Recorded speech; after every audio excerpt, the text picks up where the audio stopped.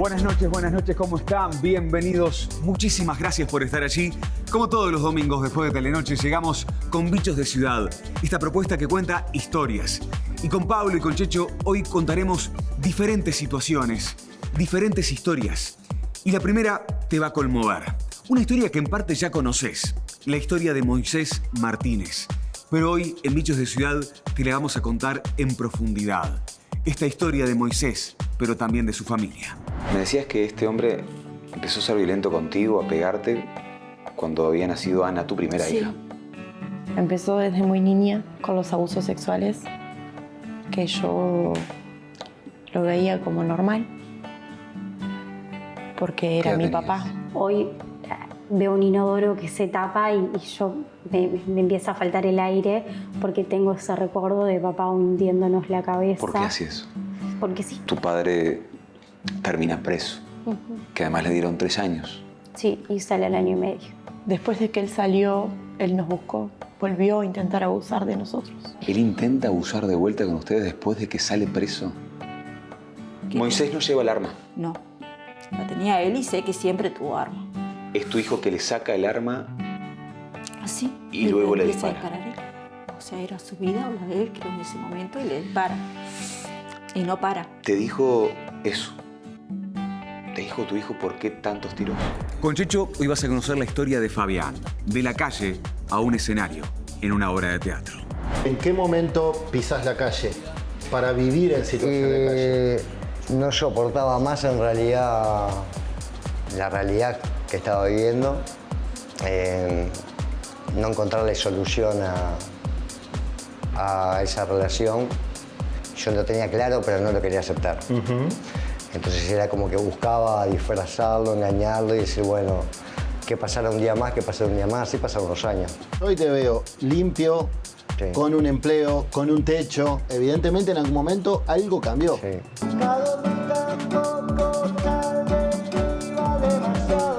Pablito viajó en el tiempo, se fue hasta la época medieval y hoy nos muestra una feria, mirá.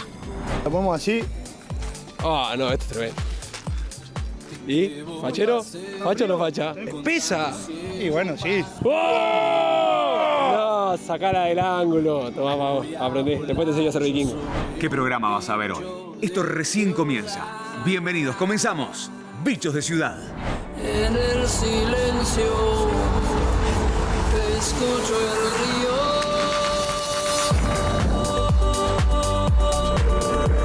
Te asustes si me río como un loco. No se encandila con lo que está por venir.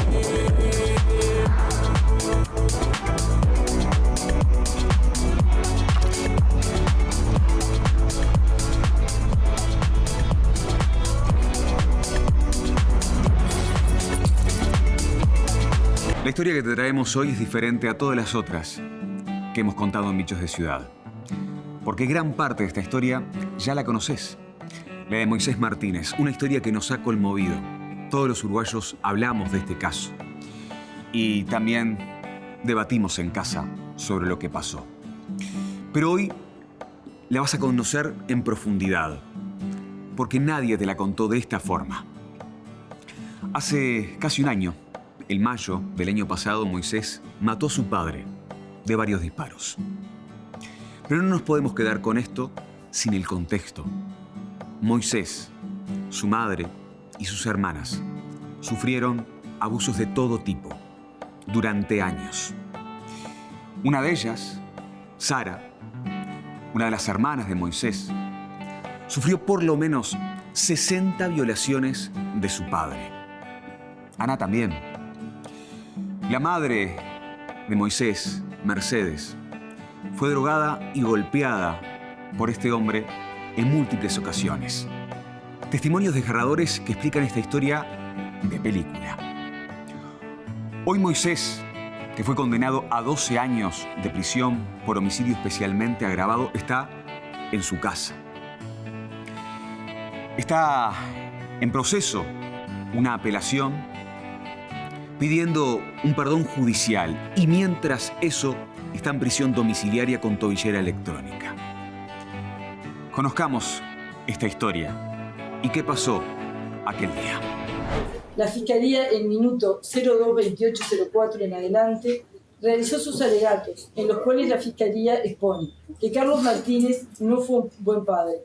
No fue un hecho controvertido, pero esa circunstancia no justifica el accionar del imputado ni constituye causa de impunidad. Que el día de los hechos el imputado fue al domicilio de su padre, o días previos, atento al tiempo de la muerte de la víctima, como lo había hecho en otras ocasiones. Afirma que la víctima le abrió la puerta de la vivienda debido a que la puerta no está forzada y que el homicidio fue dentro de la casa y le efectuó 15 disparos. Surge de la inspección realizada por Policía Científica que luego de efectuar reiterados disparos, la mayoría por la espalda, arrastró el cuerpo y lo colocó en una especie de pozo, donde fue encontrado posteriormente. Cuando la policía concurrió al lugar, lo hizo porque Ana Paula manifestó que hace días no tenía noticias de su padre. Cuando llega, lo ven por la ventana que el imputado estaba durmiendo y les dijo que había hecho lo que tenía que hacer. La puerta de la vivienda se encontraba cerrada, Policía Científica tuvo que forzarla. En relación con los testimonios de Velázquez y Pereira, la Fiscalía sostiene que presentan contradicciones y que sus declaraciones buscan favorecer al imputado, ya que uno de ellos manifestó concurrir al juicio para defender a su hermano. En cuanto a la escena del hecho, las fotografías muestran el cuerpo de la víctima, signos de arrastre con distintas coloraciones, producto de las distintas temperaturas que había sido sometido, sin que se observen heridas defensivas. Todas las heridas fueron consideradas mortales. Destaca que los hechos de violencia alegados por la defensa habrían ocurrido hace más de 15 años, por lo que resulta difícil sostener que existiera un terror actual al momento de los hechos, que no puede perderse de vista que no es un juicio contra Carlos Martínez, sino respecto de su hijo Moisés. Tampoco puede perderse de vista el lugar del hecho, que fue en la casa de la víctima, que éste le abrió la puerta y que el hijo lo mató dentro de su casa. En consecuencia, solicita que se condene al imputado como autor penalmente responsable de un delito de homicidio especialmente agravado por el vínculo, ya que mató a su padre legítimo, y agravado por el uso de arma de fuego. Por eso acabo de fijar en la pena de 12 años de penitenciaría, que es prácticamente la mínima para este delito. Fuiste el día de la audiencia que una jueza dijo que tu hermano tenía que estar 12 años en prisión. ¿Cómo viste eso con tu adolescencia? Sí, mal. Yo vi que mi hermana, cuando la jueza dijo eso, se derrumbó igual que mamá y veía a mi hermano ahí y lo veía con esposa y él no tiene que estar así, porque él no es así. Y veía que quieras o no está triste, porque no tiene que estar ahí. Como que en un momento lo miré a los ojos y vi como que tenía mucho dolor y no me gustó. ¿Miradas? Cuando se fue a sentar. Y después a lo último lo fui a abrazar. Me dijo que le dé para adelante, que siga mi sueño y que me amaba. Esta historia sabemos cómo termina, pero arranca con dos personas, con vos y el padre de tus hijos. ¿Cómo inicia todo esto? Era un hombre común, trabajador. Y bueno, yo era un adolescente, 17 años, 16 creo que tenía cuando empecé con él. Él era más maduro, 10 años, tenía 26. Y, ¿te enamoraste? Y no sé, hoy día, después de todo lo que pasó, yo no sé, o sea, si capaz que fue un encantamiento de gurisa y después logró envolverme en eso. Realmente no, creo que el verdadero amor no lo conocí con él porque no me dio oportunidad de poder amarlo porque empezaron los golpes al poco tiempo estar con él. ¿Ustedes vivían en Paysandú y se vinieron a Montevideo? Sí, a Montevideo. Le consiguió trabajo enseguida en la construcción, después compró un terrenito, se hizo la casa a poco, después nos fuimos a otro lugar. ¿Cuántos hijos? 6. 6 hijos. Ana Paula, Carlos Moisés, bueno, el nombre de Carlos, perdón, a él no le gusta ese nombre y no creo que ese nombre no está como descartado en nuestras vidas. ¿Por qué? ¿Es el nombre del papá? Pues el nombre. ¿No le gusta? No, a ninguno de nosotros en realidad nos gusta ese nombre. Es como que ya el solo hecho de escucharlo ya nos causa, no te puedo decir lo que causa ese nombre. Está Zacarías, está Joel y está Ezequiel. 6 nombres bíblicos. Sí. ¿Por qué? Y porque nuestra rutina o un ritual, diría yo, era la iglesia. Era el ir a la iglesia y era un deber, como tiene un niño ir a la escuela todos los días y el deber nuestro ir a trabajar todos los días. ¿Pero alguien lo impuso? Él. Y yo creo que era, interpretándolo a los años, era como el refugio de él, de ser buena persona ahí, y después en la casa totalmente diferente. Era como crear eso de la familia religiosa. Ahí. Sí. Él lloraba en la iglesia, como un niño chico, cantaba alabanzas, predicaba la palabra. ¿Y en la casa? Y en casa todo lo contrario. O sea, él frente a los ojos de los demás se mostraba como el gran padre, el gran esposo. Gran padre, gran esposo, gran vecino. Siempre. El simpático, el que te da una mano. Era el perfecto para todos. ¿Y qué pasaba de puertas adentro? Y puertas adentro era el pánico, el terror. ¿Qué edad tenés? 32. La mayor de 6. La mayor de 6. ¿Larga vida? Demasiado. Viviste mucho. Sí. Para mi corta edad, sí. Es que esta historia comienza contigo. Exactamente. Empezó desde muy niña con los abusos sexuales, que yo lo veía como normal, porque era mi papá. No me acuerdo explícito de... ¿Pero antes de la escuela? Cuando empezó, sí. Sí. Antes de la escuela, o sea, desde el jardín. ¿Y eso lo normalizaste? Lo normalicé. Y llegué a sentir en un momento que estaba bien lo que estaba haciendo. ¿Nunca le dijiste a mamá? No, jamás. Jamás hasta el día de hoy. ¿No hablaste de tus abusos sexuales hasta que tu hermano no matara a tu padre biológico? Sí. Llegué a hablarlo en algún momento con... Yo trabajo en un centro educativo y cada vez que se hablaban de temas de abuso, yo me levantaba y me iba. Obviamente, compañeras se dieron cuenta y un amigo una vez me preguntó y se lo confirmé, pero no hice trasfondo. Me decías que este hombre empezó a ser violento contigo, a pegarte, cuando había nacido Ana, tu primera hija. ¿Cómo fue que tuviste 6 hijos con este tipo? Es que después que vos naturalizás la violencia y él abusaba de mí. Es muy fuerte lo que voy a decir, pero yo creo que fueron producto de violaciones. Yo ya no era yo no tenía derecho a nada, ni siquiera de elegir la ropa que me iba a poner. Él en pleno invierno, mucho me veía que cuando pasó todo lo que pasó, gente me llamó y dice, pensar de que uno te veía en pleno invierno, por ejemplo, de chancletas o de sandalia y desabrigada, pensábamos de que era tu manera de ser. No era mi manera de ser, era porque él no me brindaba lo mínimo, lo básico para poder vestirme, por ejemplo. ¿Que vos eras su esclava? ¿Vivías para cuidar a sus hijos? Ni siquiera cuidarlos porque él me drogaba y yo estaba en estado... ¿Cómo que te drogaba? Me daba muchas pastillas al día.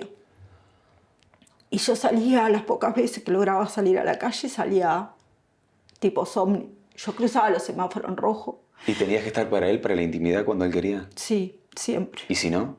Y si no, eran golpes. Ya no podías decir que no. Yo llegué en estados de... cuando estaba con las pastillas encima, de que él me las daba, me obligaba a tomar, a escaparme desnuda, por ejemplo, por la ventana. Me sentaba en el piso porque la silla era alta. Cosas así. Cruzar los semáforos en rojo porque vos no tomás dimensión de cómo estás, porque no sos vos. Pero ¿no hubo nadie que los pudo ayudar en ese momento? No, nadie se acercaba a casa. Nosotros, la salida nuestra era la iglesia y era siempre... O cuando él no podía asistir, siempre había uno que le escribía. Él logró mantener, cuando no estaba en casa, él lograba mantener igualmente el control de la casa. Esta historia comienza incluso antes de vos nacer. Sí. Comienza con tu mamá, tu hermana Ana. Yo tengo recuerdos desde muy chica y cuando empecé terapia, los recuerdos que yo tengo son desde que vivíamos en Villa García, que yo era chiquita, porque yo hice jardín ahí en Villa García. Y desde ahí me acuerdo desde que nos encerraba en el galpón, nos metía la cabeza bajo agua. O sea, yo hoy veo un inodoro que se tapa y yo me empieza a faltar el aire porque tengo ese recuerdo de papá hundiéndonos la cabeza. ¿Por qué hacía eso? Porque sí, o sea, no había una explicación en realidad. por cualquier cosa. Yo me acuerdo una vez de madrugada que se levantó enojado, con la vida, ni idea, y nos metió en la ducha a los más chicos, que éramos Ana, Moy y yo, y nos dejó ahí por horas, bajo la ducha de agua fría, de madrugada. Muchos golpes hacia mamá. Moy una vez, cuando yo llegué de la escuela, estaba en el galpón llorando y no me olvido más. O sea, él tenía una remera blanca, se levantó la espalda y tenía toda la espalda marcada porque mi padre le había pegado porque estaba hablando con nuestro vecino. Desde eso, o hasta que cuando él cada vez que llegaba del trabajo, yo tenía que aprontarle el balde con agua y empezar a lavarle los pies, porque era como mi tarea. Ella la tenía designada, ya sabía que mi padre llegaba y yo tenía que dejar de jugar para ir a limpiarle los pies. Y estaba así más de 40 minutos. Que nos pegue porque no queríamos comer, que nos deje sentados por horas o arrodillados con pedregullo. Mi padre nos agarraba el brazo y nos mordía. Les hundía la cabeza a mis hermanos más chicos porque decían que eran unos maricones. En una piscina que teníamos se les hundía la cabeza.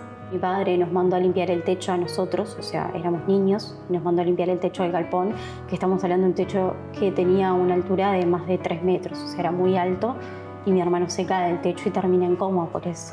La violencia que ejercía era tremenda. ¿Te tenía el miedo? Muchísimo miedo, muchísimo miedo. O sea, empastillaba a mi mamá para que ella no se diera cuenta de nada. De hecho, una vez él me vio con un noviecito en la adolescencia.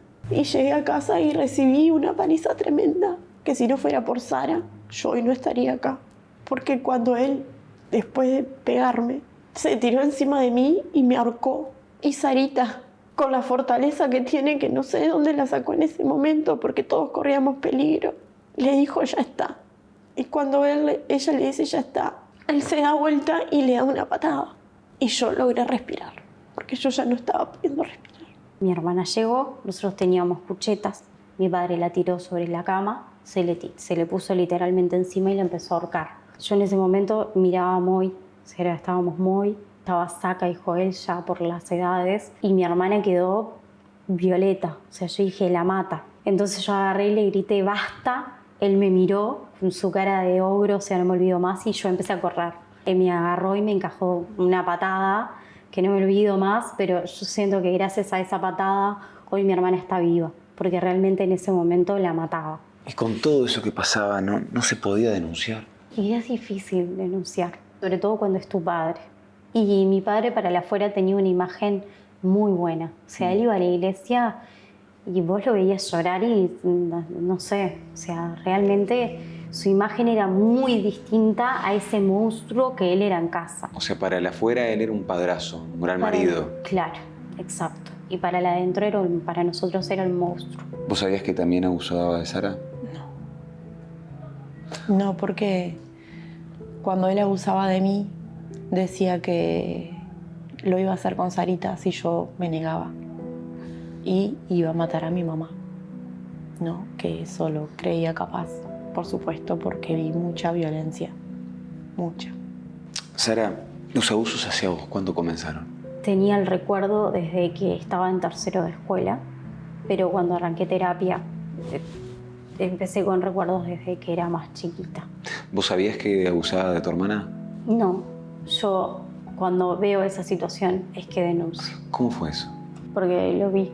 O sea, fue una tarde que mi madre no estaba y vi la situación explícita de cómo la estaba tocando a mi hermana y ese fue como mi límite. ¿Qué edad tenías? 12 años. ¿Y ahí qué hiciste? Y ahí lo que hice fue escribirlo. Lo escribí en un papel y se lo di a mi mejor amiga en la escuela y mi mejor amiga, obviamente como no se animó a hablar y está bien, o sea, es difícil hablar, pero una compañera estaba escondida y agarró el papel y se lo llevó a la directora. ¿Qué escribiste en esa carta? Abuso sexual. Fue eso lo que yo puse. ¿Entendías con esa edad exactamente lo que era? Sí, porque además lo había visto en la tele. O sea, sabía que lo que mi padre estaba haciendo no estaba bien, porque además él mismo me lo decía.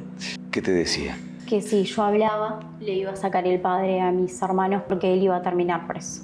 Él me lo decía, siempre. desde el momento uno sabía que eso no estaba bien. O sea, yo sabía que no estaba bien lo que mi padre me estaba haciendo. Pero no entendía nada porque era papá. O sea, yo me acostaba siempre con el sueño de vivir sin papá. Y yo sabía que en algún momento me iba a animar a hablarlo. No sabía cuándo. Pero cuando vi eso dije, bueno, ya está. Tu compañera de clase le lleva esta carta a la directora que solamente decía abuso sexual y le dijo quién la había escrito. Sí. Y ahí te llama. Y ahí me llama la directora. Después al otro día llega un equipo de 3 personas que no sé quiénes eran, la verdad, y me empiezan a indagar. Y yo en principio les armé una historia. O sea, en principio mentí porque decía, ¿qué estoy haciendo? O sea, me sentía con mucho miedo. Y les dije que había sido un desconocido. Mirá, nosotros nos estamos dando cuenta que el abuso está pasando en tu casa. Y ahí dije que era papá. Y bueno, y ahí comenzó todo. ¿Te llamaron a vos de la escuela? Me llamaron, me dijo, venga madre, tenemos un tema urgente que hablar con usted. Fui, y cuando me lo contaba, no, es algo de que te lo cuentan y vos no podés creerlo, o sea, asimilarlo, de que la niña estaba siendo abusada por el padre. Fue un estado de shock en el momento y de poder querer contener a mi hija, porque no sabes cómo actuar. No sabes cómo actuar porque está el dolor de tu hija antes que el tuyo. O sea, se te cae el mundo, literalmente se te cae el mundo.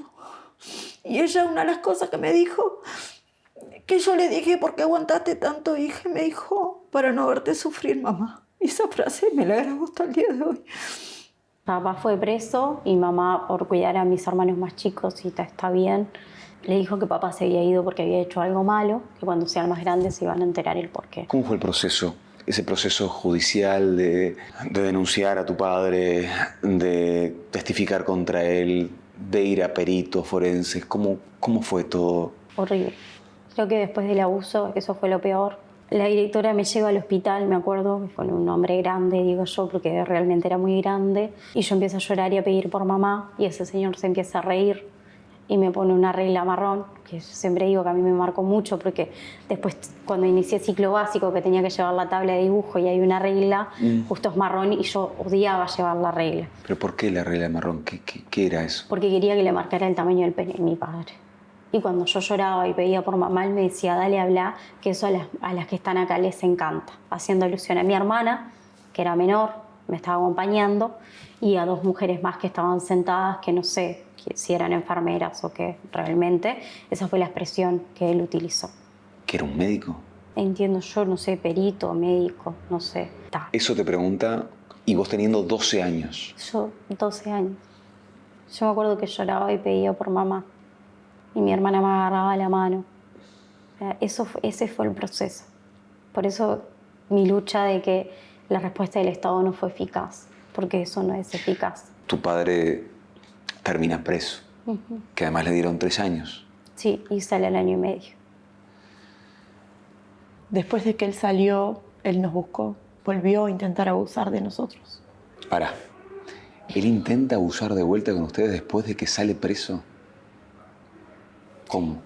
A través de un amigo de él, porque me dice que mi padre había tenido un accidente, que se estaba por morir y que se sentía mal por todo lo que me había hecho. Y yo fui. O sea, en el medio yo me seguía sintiendo culpable. Porque me quedó esa frase grabada de que le había sacado un padre a mis hermanos. O sea, fuiste vos porque te dijeron que tu padre se estaba muriendo y él estaba esperando para abusarte. Sí. Porque si bien era real que había tenido un accidente, no era real que se estaba muriendo. O sea, yo llegué y mi padre se paró lo más bien, sonrió, me saludó, me pidió perdón y después intentó hacer lo mismo. Y ahí yo me fui. Y Fiscalía me cae por no haberlo denunciado. Y yo le explico que después de haber pasado ese proceso, yo no lo quería volver a denunciar. Mi enojo es el día que a él le dictan la sentencia. Yo le pregunto a mamá por qué tan pocos años y ella me dice porque la jueza vio que él estaba arrepentido porque lloraba. Y yo le dije, bueno, pero cada vez que abusaba de mí lloraba pidiéndome perdón. Entonces las lágrimas de él sí valieron, pero las mías no. De hecho, la jueza en la sentencia dice que no hubo más denuncias que la del 2010 y Fiscalía entiende que él ya pagó esa deuda que tenía, fue la palabra que utilizó Fiscalía. y que como no hubo más denuncia desde el 2010 en adelante, estamos hablando de hechos aislados. Si Sara no se hubiera animado a hablar con una compañera en la escuela, ustedes iban a seguir siendo abusadas y todos tus hermanos iban a seguir recibiendo ese maltrato físico, psicológico, igual que tu mamá. Exactamente, sí. Supongo que algún día iría a explotar todo, ¿no? ¿Por qué no te animaste a denunciar? Sentí miedo y me arrepiento y siento una culpa enorme porque quizás todo esto no hubiese pasado. Quizás también si hubiesen investigado a fondo, hubiesen dado con toda la violencia que recibíamos, no solamente yo, ni Sarita, sino Moisés, Zacarías, Joel y, por supuesto, mi mamá. Que mi mamá fue golpeada toda su vida. Yo presencié los golpes, las amenazas. Mi mamá estaba con un cuchillo en el cuello, no una, sino 1000 veces. Y lo único que me decía era, Anita, llévate a tus hermanos. Y yo me los llevaba. Tu madre logró fugar en más de una oportunidad. Sí. Mi papá se aparecía de vuelta en Paysandú y volvíamos a Montevideo. ¿Cómo te enteraste de todo el calvario que vivía Ana? Y profundo, ahora fue a lo último con todo esto que pasó. Hasta que Moisés no matara a su padre, Ana no contó en detalle todo el calvario que vivió con su padre. Con Ana tuvimos muy pocas palabras con lo que le había pasado porque siempre se ponía mal. Y yo trataba de ese tema no tocarlo mucho porque ella quería cerrarlo, pisarlo. ¿Era un tema tabú? Sí. ¿No se podía hablar del padre de Ana? Y no se podía hablar porque era mucho miedo, o sea, mucho silencio que ellos trataban de no tocar ese tema, de no hablarse de eso. Hace unos años para atrás, todo intento de autoeliminación que no entendíamos el porqué. Y venía a raíz de esto y que ahí fue que explotó todo. ¿Tenías idea de la violencia que hubo en esa casa? Sí, o sea, eso sí, porque yo, antes de ser cuñado de Moisés, era su vecino y su amigo y veía muchas cosas que no se entendía por qué. Háblame de la relación que él tenía con Moisés. Maltrato constante. Yo me acuerdo que Moisés no podía ni siquiera hablar con un vecino. Moisés no tenía el privilegio de sentarse a mirar un dibujito, porque él no podía estar sin hacer nada. ¿No pudo ser niño? No, nunca. Vivió mucho tiempo conmigo, él dormía con la luz prendida.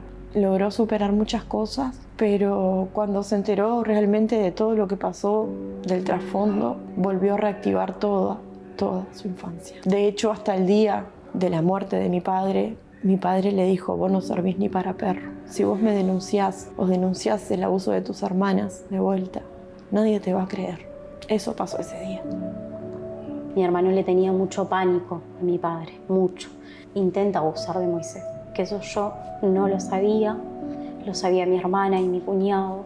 Y yo entiendo que para Moy es muy difícil, porque es varón. ¿Eso lo declaró él? No.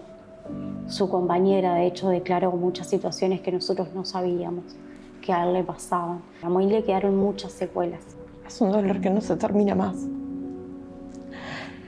Y cuando sufrís abuso sexual, lo llevas durante toda la vida.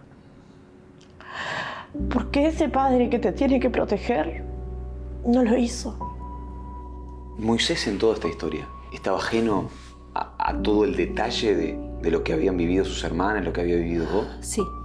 Él sabía de que había violencia en casa, evidentemente, porque la padecía. Sabía el abuso a Sarita. No sabía de las torturas que él tenía hacia mí. Porque él había visto incidentes de violencia, pero no de la magnitud que las padecía. Y no sabía el abuso a la hermana mayor. No sabía detalles de los abusos de Sarita. Que Sarita le comentó ese sábado que ella no podía comer un alfajor porque el tipo cada vez que abusaba de ella le daba un alfajor. Inclusive cuando detuvieron a mi hijo, le dijo al oficial, dígale a mi hermana que se va a poder comer el alfajor tranquila. ¿Cómo se entera Moisés de todo el detalle de lo que te había pasado a vos, de lo que le había pasado a Sara, de lo que había vivido su mamá? Cuando viaja a Paysandú para ver a mi mamá y mi mamá trancaba las puertas, mi mamá vivía en el medio del campo, digo vivía porque hoy en día se está acá en Montevideo, trancaba las puertas, cosa que nunca, ponía todo como con doble tranca y Moy un día le pregunta que por qué hacía eso y ahí mi mamá le confiesa todo. se saca la dentadura completa. Porque fue este hombre el que Sí. le rompió la dentadura. Estando embarazada ella. Que de hecho ni yo lo sabía. Yo sabía que tenía piezas dentales producto de los golpes, pero no toda la dentadura. Ella nunca nos contó. Y le dice que mi padre se iba a ir a vivir a Paysandú y que ella tenía pánico. Llegó a un grado de manipulación que yo naturalicé todo. Los golpes para mí ya no dolían, las torturas ya no dolían, los engaños ya no dolían. ¿Cómo te torturaba? Con cables. ¿Cómo? Cables, latigazos. Sí, látigos. Después él era un hombre grande, siempre hizo artes marciales desde chico. ¿Y eso pasaba delante de tus hijos? En ocasiones, delante de mis hijos, que ellos lo recuerdan, y intento de matarme también, ellos recuerdan incidentes de querer matarme que yo hoy día no recuerdo, específicas cosas que recuerdan mis hijos, como el de agarrarme el cuello, colgarme y a punta de cuchillo en el cuello. ¿Qué era No lo sé que si desencadenaba en ese hombre convertirse en un monstruo? Es que todo le molestaba, todo, desde si le serviste la comida media fría, si llegaba a casa y tenía un plato sucio, si mis hijos estaban jugando. Él quería, era la casa del terror, digo yo, porque él quería controlar todo, estar todos adentro. Mis hijos no tenían ni libertad de salir al patio, ni siquiera de saludar a un vecino. Él controlaba todo eso. Y bueno, y las torturas hacia mí, mi hijo se enteró, sabía sí ciertas formas de violencia, pero no el grado de lo que yo le conté, que entré en terror porque él se iba a Paysandú. Obviamente no iba son de paz, iba a querer recuperar a mi hijo chico. Él viene con toda esa información. De hecho, él habla conmigo y me pregunta, ¿pero vos sabías que a mamá le faltaban todos los dientes? ¿Vos sabías que papá se iba a ir a Paysandú? Como, ahí empezó. ¿Qué dijo tu hermano cuando iba a ir a la casa de tu papá? ¿Sabías que iba a ir? Sí, porque él me lo dijo, pero no me dijo que a matarlo. Por eso mi insistencia en que no busquen la premeditación y no busquen la alevosía, porque no la van a encontrar. Él quería ir a pedirle explicaciones de por qué nos había dicho tanto mal y decirle que nos acercara, que si no le iba a decir a todos los vecinos lo que él había hecho. Que es bueno eso, yo creo que sería como su mayor condena, ¿no? Porque le importaba la imagen que él podía dar para el afuera, de que él era un hombre perfecto. En definitiva, fue a pedirle que no se acercara a la familia, fue a pedir una explicación de por qué había sido así con todos nosotros. Tu hijo más chico, Ezequiel, tu sexto hijo, ¿nace cuándo? En el 2010, sí. Cuando yo quedé embarazada de él, lloré mucho. O sea, muchísimo. ¿Vos estabas al tanto de algunas cosas ya cuando nació tu hijo? De los abusos, no. Obviamente no. Era el poder librarme de él y no saber cómo, porque los intentos que había tenido habían sido fallidos. Pero el quedar embarazada de vuelta era como seguir atada. Y hoy día agradezco por la vida de mi hijo porque fue la luz que nos dio fuerza en ese momento. O sea, cuando vos te enteraste de los abusos de Sara, recién había nacido Ezequiel. 3 meses tenía. ¿Cómo fue esa infancia de Ezequiel? Porque fue el único que no vivió violencia. El único. El único que, gracias a Dios, escapó todo eso. Él tenía 5 años cuando yo empecé con mi esposo y la figura paterna que él tiene fue esa. Preguntaba por el padre biológico porque no lo veía y siempre le dijimos de que cuando creciera iba a saber la verdad, que había hecho algo muy grave. Me decía que cuando sea grande me iba a enterar, como que era mejor no tocar el tema porque capaz que me hacía mal, me dijo, y que quería cuidarme. Yo en su momento siempre que mamá hablaba de él, se veía que se ponía a llorar y no quise que se siga poniendo así. Todo lo supiste cuando murió tu padre biológico. Sí. En su momento me dijeron que mi hermano estaba detenido y que había matado a una persona y que esa persona era mi padre biológico. Y yo ahí me puse mal por mi hermano, porque yo no había generado ninguna clase de afecto hacia una persona que no conocía. Si bien capaz que si te dicen que es tu padre, pero cuando me enteré de todas las cosas que hizo sentí mucha pena por mi hermano. Claro. Y sentí como que ya había como que una paz que en casa no había. Mamá muchas veces me preguntaba si estaba cerrada la puerta del fondo, o me preguntaba muchas veces si estaba cerrada y yo no entendía por qué. Y ahora que me enteré de eso ya entendí por qué. Ana, ¿qué sentiste cuando Moisés mata a tu padre? Sentí mucho dolor, impotencia por mi hermano, porque es algo que va a llevar consigo siempre. Pero también sentí mucho alivio por mi mamá, por mi hermana, por mí misma. ¿Terminó el miedo? Sí, por supuesto. Por eso yo hoy en día puedo hablarlo y estoy dispuesta a tratarlo. Mi infancia rota creó una adulta sumamente rota. ¿Qué sabes de ese día? De ese día sé que él fue a hablar con él para pedirle que no se acercara a la familia, a mí, pedirle una explicación. Porque él lo que no quería que se fuera a Paysandú a vivir donde ustedes estaban. Donde nosotros estábamos. Pedirle una explicación porque había sido tan malo con los propios hijos y conmigo. Y él dice que empezó a tratarlo mal. Moisés dijo de que si él se iba a Paysandú le iba a decir a todos los vecinos cómo era él, porque ahí donde él vivía no sabían cómo era él, y que iban a denunciar los hechos míos de tortura y los del abuso de la hermana. Él le tranca la puerta, saca el arma del tipo y él se la saca y pasa lo que pasó. Él dice que... ¿Moisés no lleva el arma? No, la tenía él y sé que siempre tuvo arma. Que yo no sé a dónde la dejó cuando él cayó preso, la dejó en casa de alguien porque los chacos y el arma la recuperó. ¿Eso está demostrado? ¿Que el arma no la llevó Moisés? Sí. ¿Es tu hijo que le saca el arma así y luego le empieza dispara? a disparar él. O sea, era su vida o la de él, creo, en ese momento, y le dispara. Y no para. ¿Te dijo eso? ¿Te dijo tu hijo por qué tantos tiros? Y porque no empezó a descargar el dolor. Empezó, dice, y no paré. Y yo cuando él escuchó que le habían dado esos tiros, no podía creer. Él, después de lo que hizo, se largó a llorar, dice, y él mismo no podía creer lo que había hecho. ¿Cómo llegó a detonar así? Y yo creo que en esos 15 tiros descargó todo el dolor de una vida entera. De una vida entera, porque fueron 28 años y siguen siendo de tortura hoy día. ¿Hubieras matado a tu padre? No hubiese tenido el valor. ¿Tuviste ganas? Muchas veces. Y te estoy hablando de cuando era niña. ¿Sentís que tuvo el final que merecía? Sí. No como dice la señora fiscal, no se merecía una muerte así. Sí, se la merecía. De repente no por nosotros. Porque seguimos sufriendo y nos siguen enterrando en vida. ¿Pensaste que iba a tener esta condena? No. ¿Qué esperaban en esa audiencia? Sabíamos que era difícil, pero teníamos la esperanza.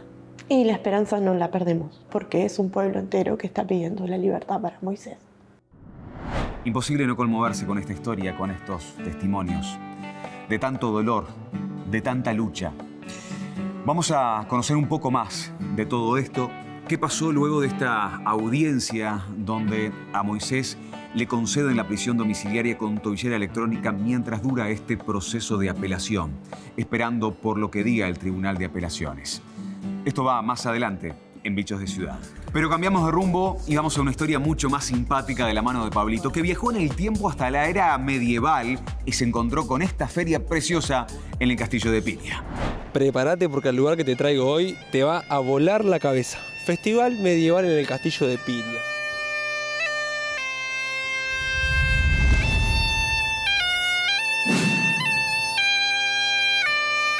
Un viaje al pasado, gente vestida de vikingo. Estuve mirando por las redes, no sé bien qué es todo lo que hacen, pero estuve viendo por las redes y la gente se reviste, hace como exhibiciones. Esto va a estar increíble, vení.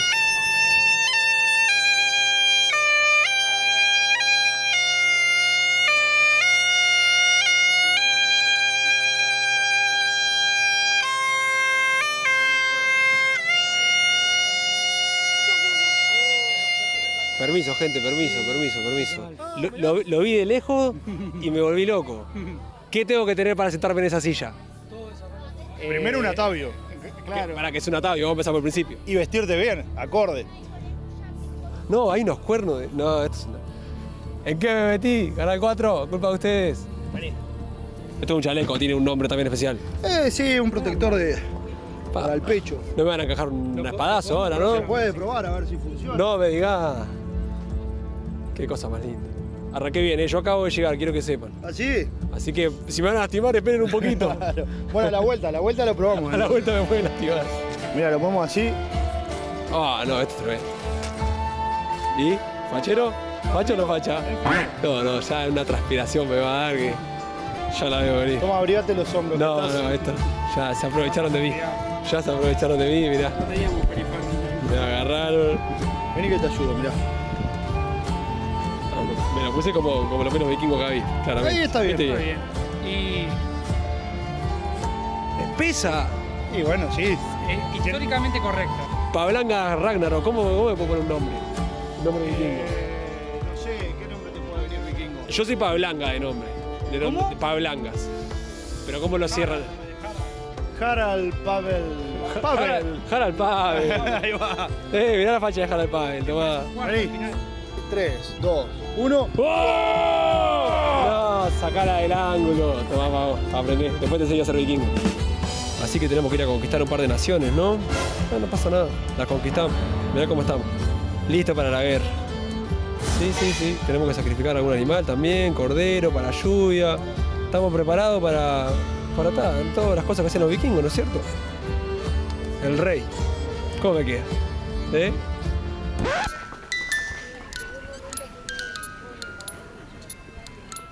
Es la canción de Harry Potter y a la vez reloj. Correcto. No, esto es fantástico.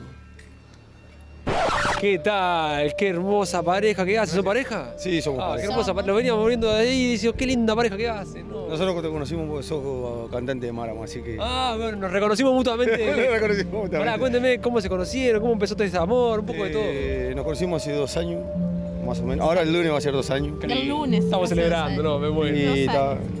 Y bueno, ella tiene su profesión, yo tengo la mía. Dice que empezó con esto hace un par de años atrás. ¿Quién hace, por ejemplo, las brujas, los duendes? ¿Usted?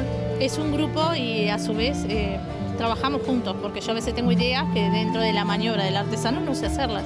Ajá. Y bien, ¿Un él trabajo ayuda. conjunto? Sí, él ayuda muchísimo. Bien. ¿Y usted por qué lugar iba más? Yo soy electricista. Tenemos katanas de madera, que están en promo a $9.90. Después también tenés katanas de madera bambú. Con diseño, pintura, todo. Con diseño y todo. Esto las tenés a 2.500. Y después las katanas que están incrustadas en el fardo, esas son de metal. Vienen sin filo y esas están a 3.990. Pero uno la afila y después... Después de comprarlo uno puede hacer lo que quiere.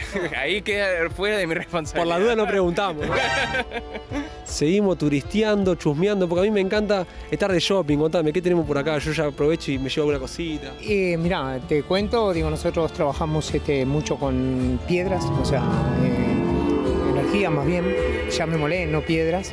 Para nosotros son cristales, son energía, o sea, tenemos variedad, o sea, infinidad de cosas. Tenemos desde joyería, material en bruto, material trabajado. Una boludez, pero mal de amores, ponele, hay una, ponele. El cuarzo rosa, el cuarzo de la armonía, o sea, para estar bien es el cuarzo rosa.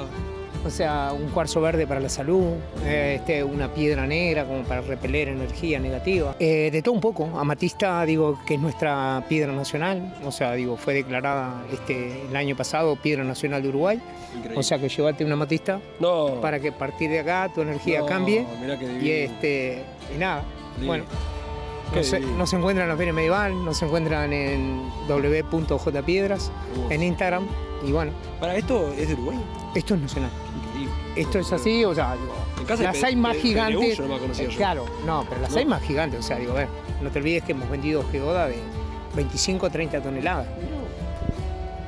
Escuchame, yo la primera vez que vengo, ¿qué me recomendás hacer? ¿Qué no me puedo perder? Bueno, algo que no te podés perder es el tiro con arco. Opa. Si querés aprender justamente cómo disparar flechas, sumamente recomendado. De repente veníamos de un lugar muy ruidoso y acá todo silencio, concentración. Vemos que la gente acá realmente se está preparando para hacer un tiro con arco, ¿no? Esto está fantástico. Estoy por tirar, ¿es difícil? Es difícil. ¿Mucho? ¿Más de lo que parece? Más de lo que parece. Para decirme un consejo ya, así que algo que te hayan dicho, tipo codo arriba, codo abajo. Codo arriba a la altura de la boca, la mano recta y que la mano izquierda no se mueva. ¿Y los ojos? ¿Cerrás uno, abrís el otro? Y yo qué sé. Yo cerré uno, pero está. Cada cual va como pueda. Bueno, dale, vamos arriba, suerte. Trajo como 10 flechas porque no me tiene fe, ¿viste? Por si la primera me sale mal, tengo la segunda, la tercera, ahí como estaba en la 20 más o menos. ¿Estas flechas son como de aprendizaje o son ya pro? Son flechas de escuela, pero son flechas de fibra de carbono, es decir, son flechas profesionales, no son flechas de juguete que te golpean y vuelven hacia atrás. O sea, si justo Por vas a eso, un vecino... Claro, no, ahí se arma relajo. Por eso todas las medidas de seguridad, como ves, todo vallado, y a veces cuando pasa alguien lejos, también se para por las dudas. La flecha puede picar y puede volar hacia allá. Y esto llega y lastima. Exactamente. Entonces, siempre, y cuando aprendes el curso, aprendes seguridad y no salís a tirar flecha como loco para todos lados. Sabés la peligrosidad, sabés que esto clava y lastima, entonces pones cuando vayas a tirar en un lado, en tu casa, asegurás sobre un muro, sobre un bajo, todo eso se te enseña y no salís a lo loco a tirar. Tocás la cara sin miedo. Bajá un poquito el brazo. ¿Viste? Y ahí estarías bastante bien. ¿Viste? Estoy viendo mundial. ¿Este? Estoy para el mundial. Lo primero, bien paradito. Eso. Me agarró la emoción. Ahí, vamos ahí. Codito arriba. No permiso. Segundo rojo. Bueno, vamos por el amarillo. Vamos por el amarillo. Este no contó, editamos y no se vio. Dos rojos. Ah, bueno. Bien. Ya me empecé a calambrar el brazo, parece que fue eso. De lejos se ven luchas acá, ¿eh? Mucha gente, muchos niños. Parece que se están divirtiendo bastante también. Le voy a presentar a un colega que se llama Sir Jin. ¿A qué adivinan por qué es el nombre, no? Capaz que se adivina. Y debería ser porque mi pelo es muy claro. Okay. No sí. Por todos los Jin que hay. No, por el Jin que llevo en el cuerpo no creo que sea. Bueno, ¿qué estamos viendo acá? Que se ve mucho movimiento, deporte. Bueno, estamos en el puesto de Soft Combat de Proyecto Valpurgis y tenemos mucha diversión, pero como mi armadura de Jin me protege, todo está especial, no hay problema. Para, ¿a 3 puntos se juega cómo es? Por ejemplo, juguemos a 3 puntos. Bien. Es una de las muchas maneras, eso es un punto. 1-0. Eso es 1-0. Pará. Te voy a dejar empezar. Déjame dejar el micrófono, ahí. Vos tenés el micrófono porque esto si no...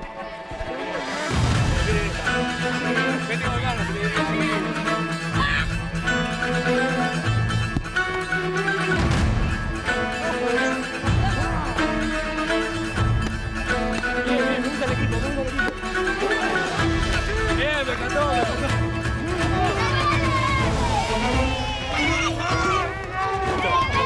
Complot. Esta es la estrategia que cuando ves a uno que está más grande o que tiene mucha armadura, todo contra el mismo. ¿Vos estuviste peleando también? Sí. ¿Y qué sentiste? A ver. ¿Te gustó? Una conexión entre rabia y alegría. Más alegría que rabia, digamos. Sí.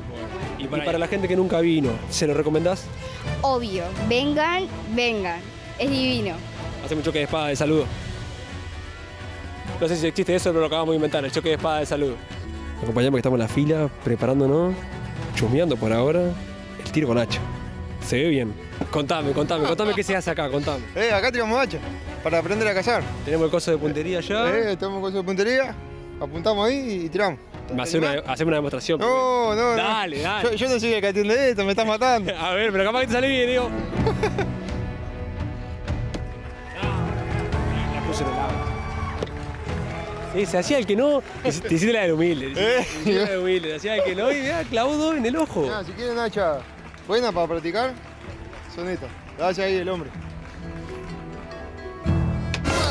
Casi se va para el otro lado. Vamos. Ya con la derecha. Pará, pero fuera de juego. ¿Alguna vez pasó que se fue para donde tenía que ir? Sí, ha pasado. ¿Y le pegaron ahí? No, por suerte no.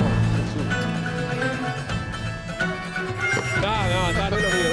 Dale, vos. Gracias por el tutorial, pero no es lo mío. Sigo con las espadas, que me fue mejor. Buenas tardes. Me contaron la leyenda del martillo porque yo lo vi ahí y me tentó. Bueno, te cuento un poquito. Este es mi homenaje del arsenal del clan Valhall al martillo de Thor.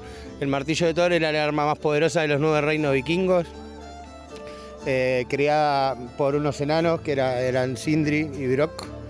Y nada, básicamente era con él, Thor defendía Midgard, que era la tierra de los humanos, digamos, de las amenazas como el Jormungandr, que era el peor enemigo de Thor. Y aquí lo traemos para que la gente pruebe su valía, a ver si puede invocar el trueno y sentirse digno del martillo. ¿Alguien lo levantó ya? Sí, hay un par que lograron hacer el desafío del Mjolnir. La verdad es pesadito. Okay. como por supuesto es un martillo para Ya dioses, yo no para cuando lo vi humanos. ahí y vi que era el desafío, me imaginaba que iba a ser pesado. Sí, está el desafío, después puedes tener el modo de sacarte una foto copada también, ¿no? Pero nada, básicamente somos entusiastas que compartimos conocimiento para lograr toda esta magia que se genera cuando nos juntamos, ¿no? Que es algo re lindo, la gente no puede creer. Bueno, yo te iba a preguntar, vos que lo vivís acá como partícipe, ¿qué es lo más lindo de estas ferias? Y los ojitos de los niños, cuando te miran así que no pueden creer que está pasando, te dicen esto de verdad, y van con derecho con el dedito al hacha, así, no toque, que tiene filo. No, yo qué sé, creo que disfrutarlo con la gente, ver cómo los gurises se recopan y entran en un mundo re mágico, que es esto del Festival Medieval. La verdad, yo estoy hace un tiempo en esto y es uno de los festivales que se le da mucho atención a que la gente de los stands estén ataviados, que haya un ambiente mágico para que la gente se pueda compenetrar y disfrutarlo a pleno, ¿no? Bueno, yo estoy haciendo parte práctica también, o sea, pasé por ahí, tiré con el hacha, estuve haciendo soft combat. Esas hachitas son las mías. Me dijeron por ahí, sí. Y ahora ya que estoy acá voy a tener que hacer el desafío del Tenés que hacer el desafío del Mjolnir. Bueno, sí. Te muestro el desafío del Mjolnir, ¿cómo es? Vamos. Bueno, Thor invocaba el rayo, ¿no? Entonces él ascendía el martillo al cielo para invocar el rayo. El desafío del Mjolnir consiste en agarrarlo en la empuñadura como hubiera hecho Thor. Ah, desde acá, ni siquiera se puede agarrar más de la cabeza como para que pese menos. Ese es el método para sacar la foto. Ok. Agarrarlo de la empuñadura y levantarlo recto hacia arriba. Si vos te animás, yo te agarro el micrófono. Pero aparte se puso la gente, me pone presión. Bueno. Me pone presión. Recto hacia arriba sin tomar impulso e invocar el trueno. No, déjame hacerme un saltito, por lo menos. Ah, bueno, es el martillo para dioses, no es para humanos. ¡Ah! No, pará. No, pesa, que se piensa que esto va a estar fácil. Ojo la muñequita, bien. Bueno, te la voy a contar para como válida porque sos amigo de la familia. Quiero que alguien lo haga como se tiene que hacer. Es que no, son contados. Hay creo que 2 personas en todos los eventos que lo logran. Pesa. Si no te muestro la forma para la fotito. ¿El truquito? A ver, el truquito. Para la fotito lo tenés que agarrar. Mirá, ya los que están ahí ya lo están chusmeando, ¿viste? Ya escuchan todo. Chusmean. Lo agarrás bien contra acá, como haciendo mancuerna y arriba. Como un presa, así. Está, y si no te podés cancherear ahí, fotito ahí. Eso según, como más te guste. Gracias. Gracias a ustedes por fomentar esto tan lindo y bueno, nada, disfruten del evento y que pasen muy bien. Los quiero ver a todos los que me decían a mí que estaba fácil, los quiero ver a todos. Te pueden animar si quieren. Bueno, esta fue mi pasada por el Festival Medieval, la verdad me voy totalmente sorprendido, me encantó la onda de la gente, me encantó todo lo que hay, me llevé regalitos, me llevé de todo, no lo puedo creer, me encantó. Nos vemos la próxima. Nuevo jabón líquido Skip Expert, nuestra tecnología superior ahora diseñada para ciclos cortos de lavado. Ahora es el momento de Checho, que nos trae una historia divina, la historia de Fabián. Estuvo años viviendo en la calle. Allí la gente lo ayudaba, le daba de comer, le daba abrigo. Y hoy la misma gente compra una entrada para verlo hacer teatro en un escenario. Llegamos al hogar de Medio Camino, Ser Libre, acá en el cordón de Montevideo. Vamos a conocer la historia de Fabián, un hombre que ha tenido varias vidas. Ha pasado por los distintos círculos del Dante. Vamos a conocer hoy su historia de resiliencia. Fabián, ¿cómo andas? ¿Todo bien? Bien, ¿y tú? ¿De dónde sos? Del Cordón. ¿Del barrio Cordón? Sí. ¿Ahí creciste? Ahí crecí. ¿Pasó tu niñez? Pasé mi niñez hasta la adolescencia y principio de la juventud. ¿Y en un momento dado probás drogas por primera vez? A los 15 años. 15 años. ¿Qué te llevó? Como la mayoría, la marihuana, el grupito de gurises, el querer formar parte fue decisión mía, el querer probar. Un día dije, bueno, quería probar a ver cómo era eso otro, ¿no? Ya tenía una cosa y ya había probado una cosa y... Querías dar otro paso. A ver qué es esto. ¿Y qué era eso otro? Y era la cocaína. Cocaína. ¿Y en algún momento llegaste a la pasta base? Sí, de grande. ¿Cuántos años tenías? 35. ¿Y en qué momento pisás la calle para vivir en situación de calle? No soportaba más en realidad la realidad que estaba viviendo, no encontrarle solución a esa relación. Durante años tratar de que sí, pero darme cuenta de que no, y eso me hacía cada vez escapar de la realidad. No lo quería aceptar en realidad. yo lo tenía claro, pero no lo quería aceptar. Entonces era como que buscaba disfrazarlo, engañarlo y decir, bueno, que pasara un día más, que pasara un día más, así pasaron unos años. Y cuando me quise acordar estaba enfermo por todos lados, ¿no? Había que tomar una decisión. Si así era irme abajo un puente, era la mejor decisión. Hasta lo conversé con mi hija, era muy chica. ¿Qué preferís, a papá y mamá mal o papá y mamá bien separados? Casi 9 de cada 10 personas tienen problemas de adicciones. Sí. Y por diferentes motivos, ¿no? Como motivos como los míos, problemas emocionales, problemas traídos de la infancia, problemas traídos o porque a uno le gusta la vida bohemia y le gusta la joda, o le gusta salir a divertirse y termina. Hay diferentes motivos por el cual poder terminar en la situación de calle. Hay personas que han perdido toda la familia en un accidente, en un incendio en una casa, por enfermedad, porque se los mataron, porque le coparon la casa, porque lo que se te ocurra.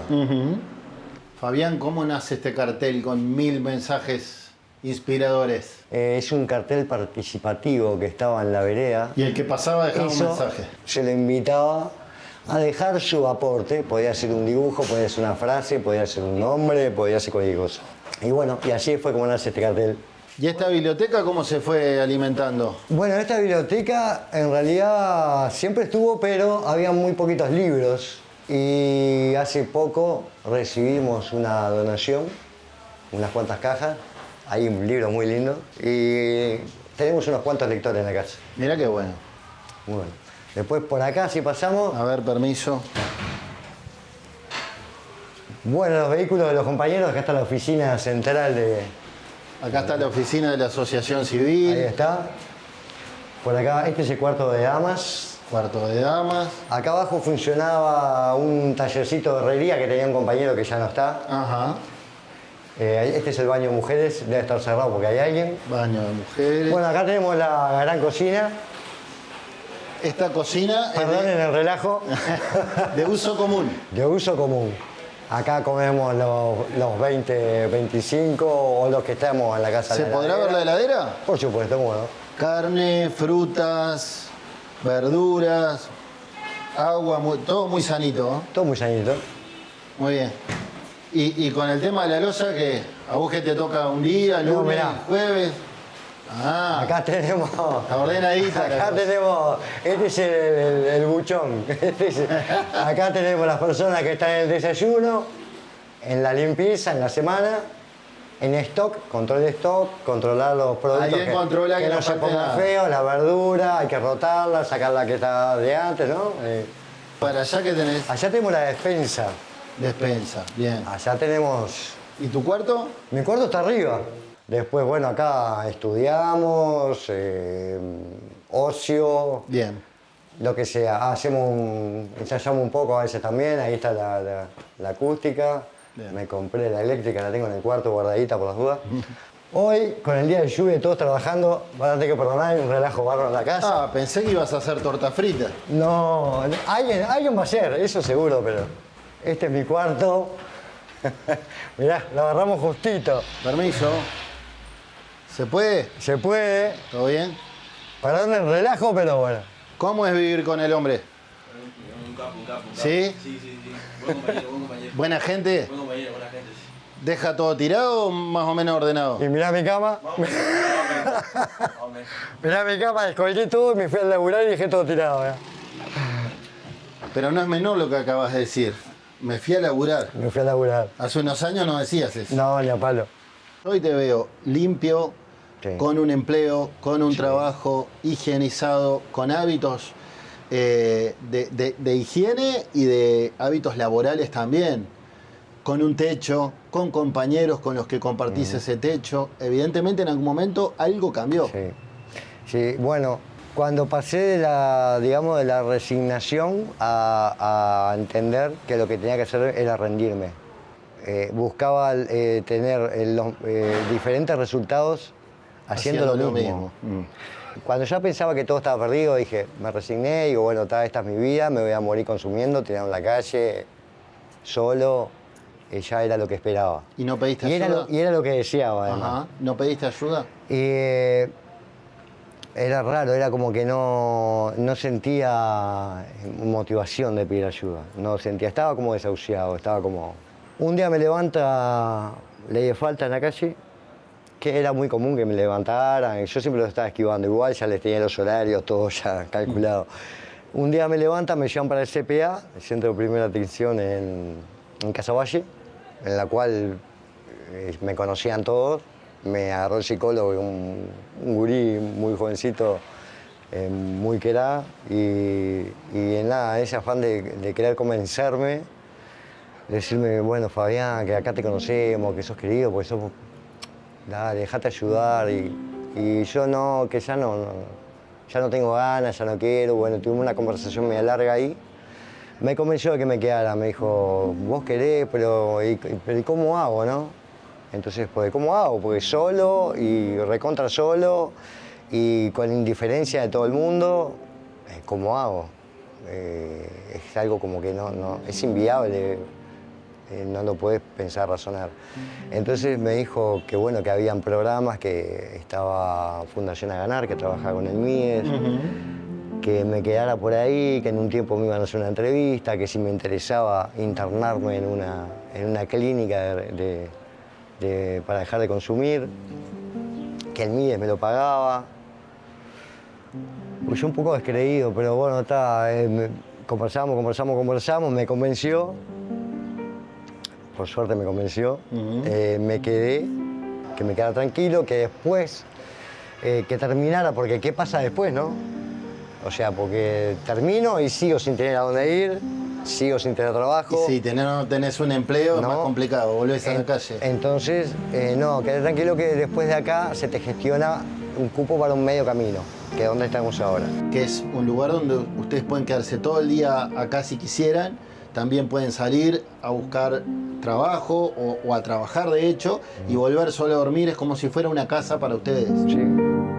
Y hablame de esta obra de teatro que vamos a conocer ahora. Nada, esto surge en realidad de una vuelta con la gente acá de la casa y los coordinadores acá, y de decir, bueno, podemos hacer un festejo, algo de la casa, podemos hacer, y empezamos a pensar qué se puede hacer, y bueno, hay una compañera que tiene una historia de vida por momentos muy trágica, pero de mucha superación, que decidieron llevarla a las tablas. A las tablas y contar un poco, ¿no?, la historia. Es como ahora, ¿no? Yo siento que tengo la necesidad también de pasar un poco el mensaje, ¿no?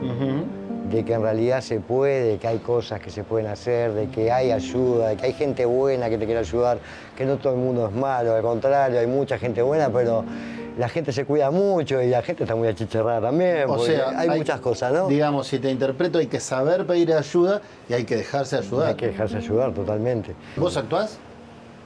Sí, en realidad nosotros le damos porque hay música también, toco la guitarra y canto. ¿No te animaste? Con el compañero no, pero tengo un papel también, yo soy el boletero. Está bien.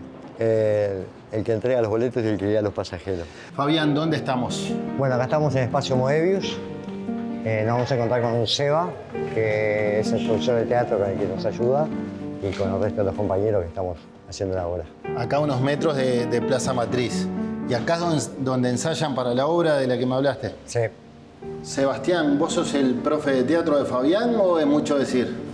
No, es un poco mucho que decir. En realidad, yo soy coordinador del proyecto Moebius, aparte hago teatro y estoy vinculado a las artes escénicas, y es por eso también que estamos acompañando la propuesta esta de Ser Libre 2, del grupo de Ser Libre 2, en este montaje que van a hacer sobre sus vidas. Veo que dice Espacio Moebius, cultura y salud mental. ¿De qué forma se linkean, se machean acá? Bien. Cultura y salud mental. Bueno, Proyecto Moebius, que coordina este espacio, es un dispositivo de MIDES que tiene que ver justamente con la red de salud mental. Trabajamos con un total de unas 500, 700 personas. Ser Libre 2 es uno de esos centros, y justamente cultura y salud mental es como el gran paraguas, el gran vínculo que tratamos de formatear, de fortalecer, de potenciar, como un insumo más en esto de entender la salud mental desde el modelo comunitario de atención. Bien. ¿De qué va la obra que están ensayando y de la cual Fabián forma parte? Son historias de vidas.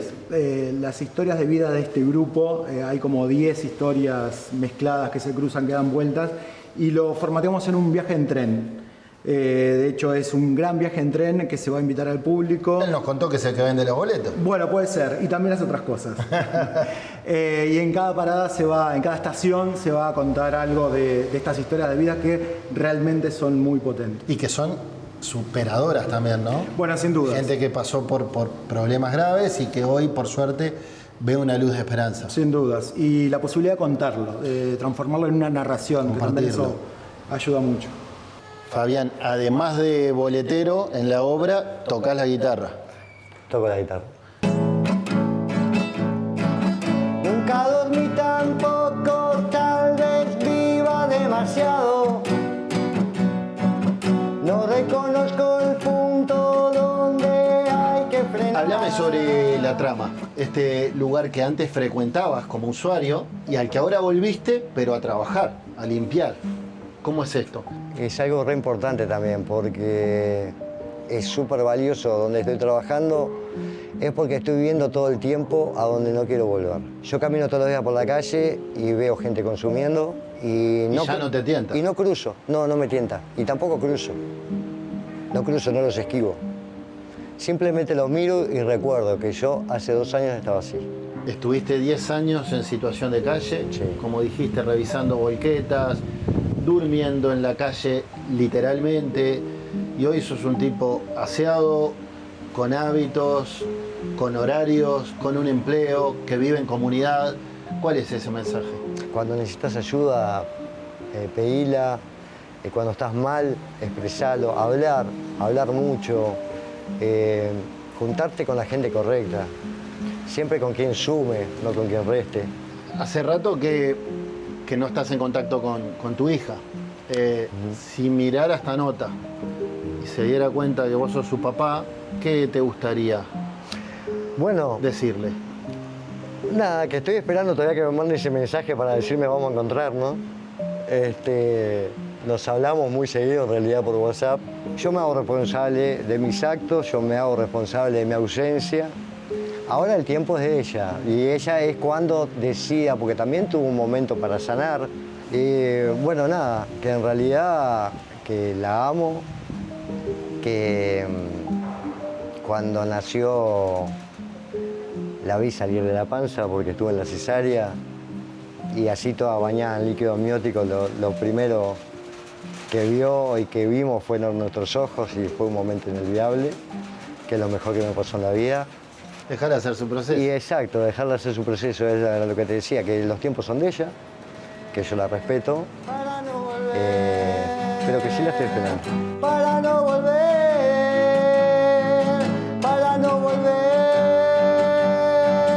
a caer.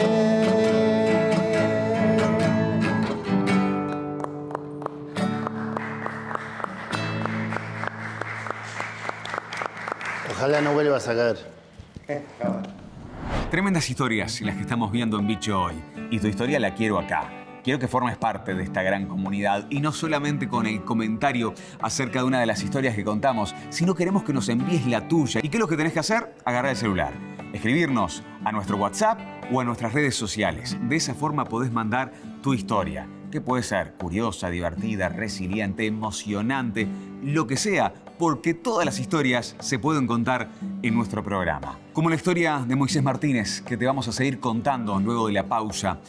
Una historia que en principio conoces, pero que nosotros te estamos contando en profundidad. Vamos a seguir escuchando duros testimonios y saber qué pasó luego de que la justicia le otorgara la prisión domiciliaria mientras dure el proceso de apelación. Vendrá luego de la pausa, así que quédate ahí, porque Bichos de Ciudad continúa. Voy a volar, yo soy un bicho de ciudad.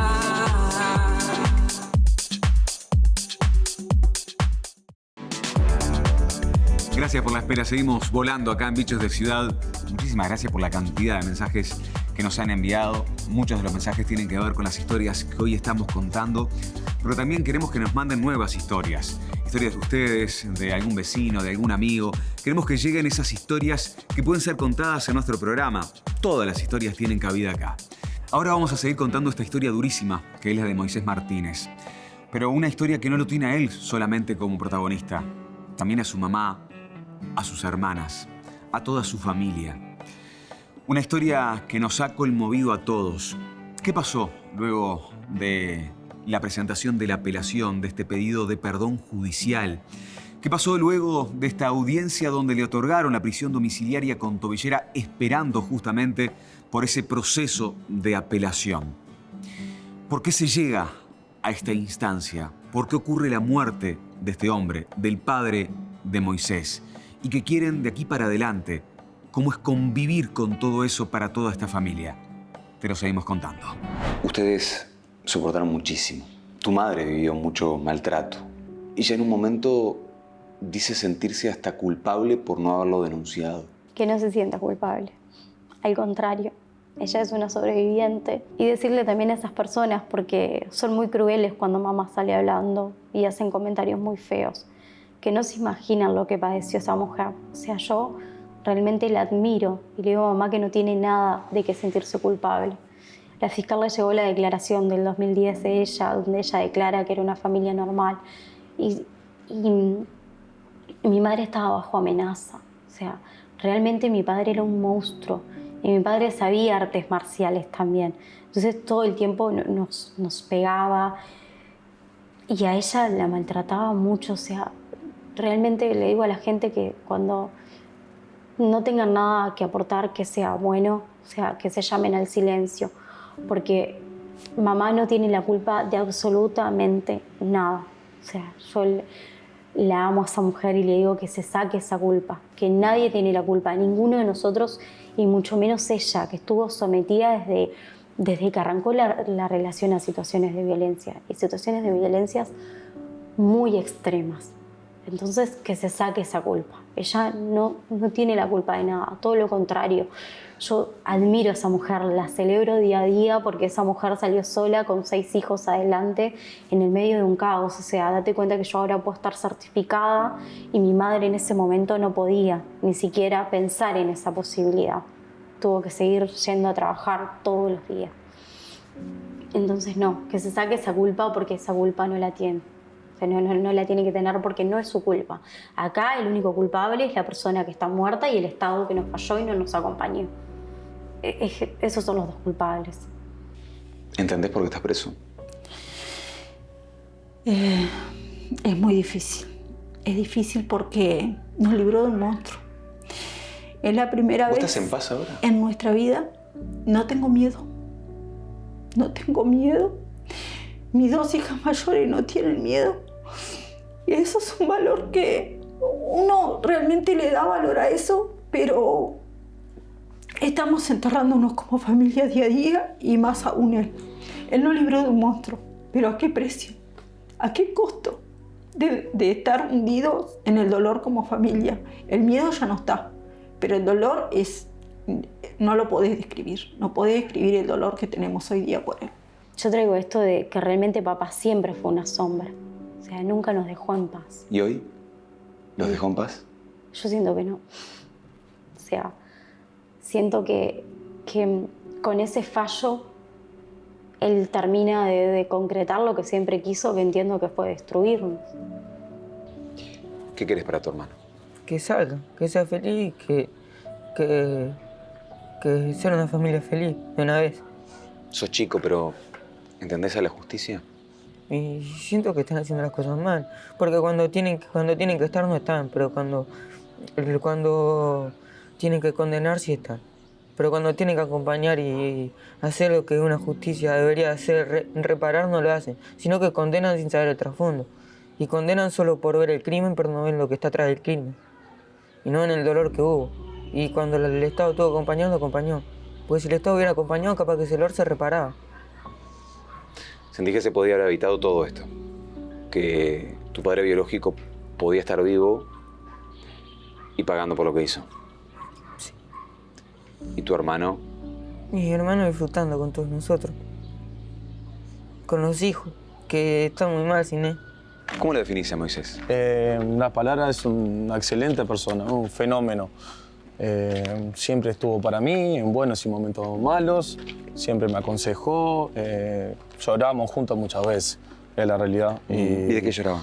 ¿Por qué lloraban? Por cuestiones de la vida, por cuestiones que me pasaron a mí, por circunstancias, por los días que no veníamos muy bien, y yo lo escuché mucho a él, ¿viste? Ve las cosas que se pueden contar, porque a veces las cosas de amigos se reservan ahí. Obvio, obvio. Sí. ¿Qué te contaba él? Siempre me contó que cargaba con mucha injusticia de parte de lo que ya sabemos que está pasando. Y... ¿Él se animó a contarte lo que sufrió de chico, lo que veía en la casa? Sinceramente, muy poco, pero sí, me hizo saber que en la casa no estaba bien. Lo que pasó, conociendo a Moisés, ¿te sorprendió? Sí, él se nota que fue un caos que pasó, un caos emocional, que hizo un colapso, que sinceramente, ahí te lo dice, que no puede aguantar más. ¿Qué tiene que pasar para que de verdad haya justicia? El perdón legal. El perdón legal, el artículo 36, lo que todos pedimos, lo que todos oramos hoy en día, el Uruguay ora hoy en día, es esa circunstancia. Que se pueda lograr ese perdón legal y el Uruguay va a estar más tranquilo porque todo el Uruguay sé que está con él. Es muchísimo el apoyo que le están brindando a él, mucha fuerza para que él pueda salir de esta situación y estar con su familia, con sus seres queridos. Si pudieras darle un mensaje a él, ¿qué le dirías? No, que muchísima fuerza, mi amigo, muchísima fuerza, mucho ánimo y que vamos a estar todos con él. Todos estamos con él, todos luchamos por él y queremos lo mejor para él y estamos acá y él va a salir. Él va a salir, estoy confiado que sí. ¿Qué es lo que querés que pase y qué es lo que tiene que pasar? Lo que quiero que pase y lo que tiene que pasar es la absolución. Mi hermano cumple con los 3 requisitos del artículo. Lo que se discute es la denuncia y el artículo no hace alusión a que las denuncias tienen que ser de 10 años para acá. Eso fue una historicidad que le agrega Fiscalía y la jueza termina como haciendo énfasis en eso, pero en realidad el artículo no dice que las denuncias tienen que ser recientes. Eso no está adjudicado. Segundo, de que el artículo prevé ya de que habiendo denuncia la respuesta del Estado no hubiera resultado eficaz y creo que quedó más que demostrado que la respuesta que dio el Estado no fue eficaz. ¿No se hizo justicia para vos? No, falló la justicia. Falló una vez más porque en su momento que se hizo la denuncia no se tuvo reparos en ninguna clase. No hubo contención, no hubo apoyo, no hubo un seguimiento. Después que salió de la cárcel, 1 año y medio. Una pena a un violador, 1 año y medio. ¿En qué país estamos? 1 año y medio y o sea, ya de hecho la víctima de abuso no se recupera más. Puede hacer terapia, puede hacer esto o lo otro, pero eso es algo que marca de por vida. Un violador te destruye la vida. Para siempre. No es que hay 1 año, 2, 3. Ese trauma va a quedar siempre. ¿Qué tendría que pasar para que se haga justicia? ¿Y qué tendría que pasar en que se aplicara ese artículo que cabe, le cabe todo? Los 3 puntos del artículo entra en este caso de Moisés, entra perfectamente, y se agarran de que no hubieron más denuncia. O sea, después que el Estado actuó, que se actuó en la manera que se actuó con Sara, ¿cómo se pretendía más denuncia? ¿Para qué? Una denuncia más, el tipo iba y lograba su cometido, que era terminar con mi vida y seguir abusando y iba por mi hijo más chico. Yo creo de que tienen que rever las penas para los violadores, ser, o sea, 30 años, 40, lo máximo, y garantizar de que las víctimas no vuelvan, darle una garantía de que van a estar seguras. Este caso, como muy pocos, está teniendo un debate público impresionante. Tanto así que hasta el Parlamento consulta con juristas. Hay debates en los pasillos entre legisladores de todos los partidos con opiniones distintas acerca si este caso merece un indulto, un perdón del Estado para con tu hijo. Además de otras herramientas legales que van por otro carril que se están intentando por parte de la defensa de Moisés. ¿Cómo están con todo este ruido? Estamos realmente, el apoyo a la gente ha sido increíble. Digo, obviamente no da para leer tantos mensajes. Mi hija, que es la que lleva adelante la página Claro Oscuro, no le ha dado para responder a todos, pero se ha acercado gente de la infancia. Escribió una maestra de la escuelita dominical donde ellos iban, de la iglesia, del 2008. Y así gente, compañeritos de sala de escuela, compañeros de años, o sea que realmente no sabían, muchos tomaron conocimiento de cuando pasó lo de Sarita y otros no. Se toparon con todo esto, ¿no? Con toda esta realidad. Y sienten que la gente los apoya. Sí, el 99% del país creo que está apoyando en este momento. Creo que sí. Y eso es también una alerta, ¿no? Porque está todo el mundo pidiendo justicia por este caso, pero también va para, en general, para todas las familias que hoy están en el silencio, para todos aquellos niños que están siendo abusados, esos adolescentes, esas madres como yo, que no me animé a hablar en su momento. Es también abrir un poco los ojos y decir dónde estamos fallando. Si Moisés queda libre, ¿cómo van a seguir sus vidas? Yo creo que lo primero que vamos a hacer es juntarnos los 6 con mamá, abrazarnos. Va a ser la primera vez que nos vamos a tener solo nosotros 6 con ella y empezar a sanar. Creo que recién ahí vamos a poder empezar a sanar como cada uno en su individualidad, pero también de manera colectiva. Realmente hay mucho que replantearnos como sociedad, ver qué caminos vamos a tomar y empezar a cuidar a las infancias de verdad, porque si hay algo que transversaliza mucho a las personas que están en situaciones vulnerables, como por ejemplo en situación de calle, es la violencia. Permiso, gracias por dejarme hablar. Lo que quiero decir es que si usted me da la tobillera, yo prometo, juro, mantenerla cargada todo el tiempo. Primero eso y tal. Y que así como yo esperé el 27 de mayo, cuando mi cuñado amablemente me va a avisar que van a llamar a la policía, yo esperé ahí, nunca fue mi idea fugarme, si no yo me hubiera ido. Yo voy a esperar y si tengo que volver a la cárcel lo voy a hacer. Porque mi idea, o sea, lo que quiero es estar ahí más presente con mis hijos, como no he podido estar en todo este tiempo que estoy en prisión. Y si es necesario que esté encerrado en un cuarto, lo voy a hacer. Solo quiero poder ser un padre más presente de lo que no he hecho todo esto. Gracias. La defensa ha propuesto un arresto domiciliario, que no me lo ha dado aún, pero dijo que era en la ciudad de Montevideo, en la casa de la madre, y que luego se lo voy a pedir que me lo dé. Y ese arresto domiciliario pienso que en esta etapa va a complicar este riesgo de peligro de fuga, pero dispuesto con el doble sistema de dispositivo electrónico. Precisamente, quiero que me terminen de escuchar, esta sede actuó en otro caso, no similar, pero en el cual de características parecidas, donde vino el oficial Camil y nos dio como una clase de tobillera acá para ver si podíamos nosotros aplicar. Así que, por los fundamentos expuestos, voy a sustituir la medida cautelar de prisión preventiva por la de arresto domiciliario total con doble dispositivo electrónico que combina tecnología de tobillera tracker y baliza que controla la unidad domiciliaria. Le voy a pedir al abogado que nos pase para que lo vea también de domicilio en un papel y se lo dé también a la fiscalía. ¿Se lo anotamos? Sí, a mí y a la fiscalía creo que se que controle la unidad domiciliaria. Sí, fue que le pasé. Yo se lo pasé.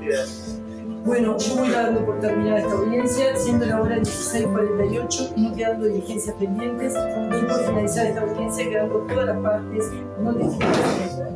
Me tienen que firmar y después... ¿Qué le decís a tu hijo? Es un valiente, es un guerrero de la vida, que no pierda las esperanzas. Yo sé que en algún momento se va a hacer justicia y va a poder criar a sus hijos como él quiere. Sé que el dolor más grande de él es eso. y que no se culpe, que trate de liberarse de esa muerte. No es que es un asesino. Mi hijo llegó a esto por el dolor de tantos años, 28 años sufriendo, y era una vida que no terminaba más de dejarnos en paz. Muchas gracias por este testimonio. No, gracias a ustedes. Hoy te contamos en profundidad esta historia que en parte ya la conocíamos, pero que en ningún lado te la contaron así. Porque tuviste detalles, porque tuviste testimonios que no aparecieron en otro lado, y hoy sabes la historia completa. Esta historia que no nace con Moisés, nace mucho antes. Nace con su mamá Mercedes, sigue con su primera hija Ana, con Moisés, con Sara y los otros hermanos de Moisés que vinieron después. Una historia que nos interpela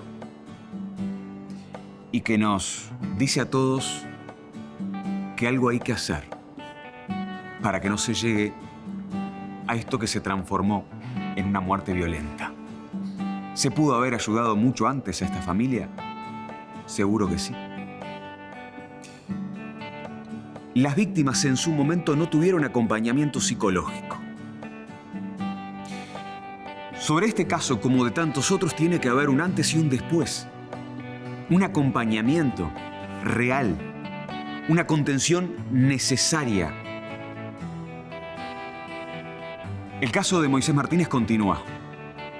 Esto no está cerrado, no hay una sentencia firme. Seguramente no es la última vez que hablaremos de esta historia. Muchísimas gracias por estar ahí, por habernos acompañado este domingo, por habernos recibido con historias de todo tipo, historias que queremos que nos sigan contando y aportando a través de nuestras redes sociales, a través del WhatsApp, para que esto continúe, para seguir volando juntos cada domingo, como siempre, después de la noche, en Bichos de Ciudad. Voy a volar, yo soy un bicho de ciudad.